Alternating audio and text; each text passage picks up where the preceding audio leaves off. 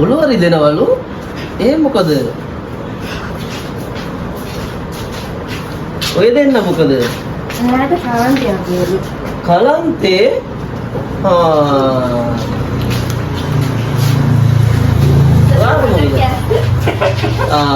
කැස්ස දැන් මම පන්තියේ උගන්වන එක නවත්තලා කෙලිම බෙහෙත් දෙන්න පටන් ගත්තා නම් හරි වගේ. හරි. එහෙනම් ඔයාලා දෙවලෙන් ඔන්න ඉගෙන ගන්න යනවාද? ලෙඩ වර්ග ටික. දැන් ඔක්කොම ලෙඩනේ කිව්වේ. හරි. ඔන්න ලෙඩ වර්ග ටික දෙවලෙන් කියනවා අපි. ලෙඩ වර්ග වලට කියන නම තමයි නෝයිහල්. ලෙඩ වර්ගට කියන නම නෝයිහල්. දෙවලෙන් කියන්නේ මොකද්ද? නෝයිහල්. සිංහලෙන් ලෙඩ. ඔන්න මම ලෙඩ වර්ග ටිකක් කියන්න යනවා. දැන් මෙයාලා කියපු ලෙඩ ටිකම ලියනවා. ඔන්න පළවෙනි එක මම ලියනවා. ඉරුමල්.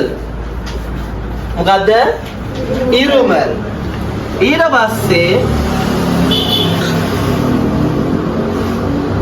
තඩිමන්.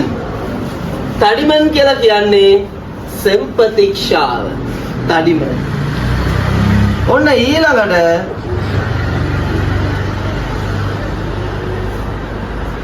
කායිචල්. මොකද්ද? උණ.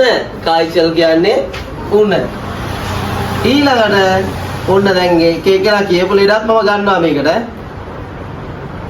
තලයිවලි. මොකද්ද? තලයිවලි කියන්නේ ඉස රදේ. තලයිවලි කියන්නේ ඉස රදේ. ඊට පස්සේ තව අපිට කියන්න පුළුවන් මයක්කම්.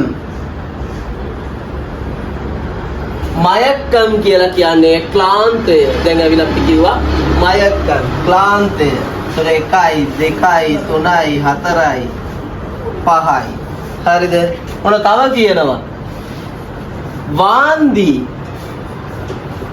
වාන්දි කියලා කියන්නේ වමනේ.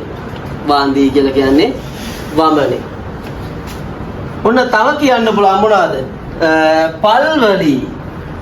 දැන් මේකක් තියෙනවනේ හැමෝටම පල්වලි. පල්වලි කියන්නේ දත් කැක්කුම.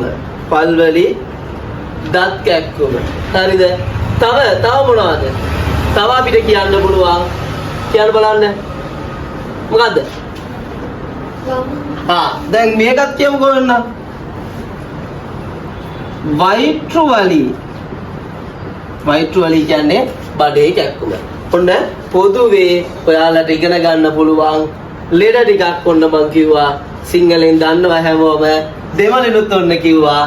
ඉරුමල්, තඩිමන්, කායිචල්, තලයිවලි, මයක්කම්, වාන්දි, පල්වලි, වයිට්රුවලි.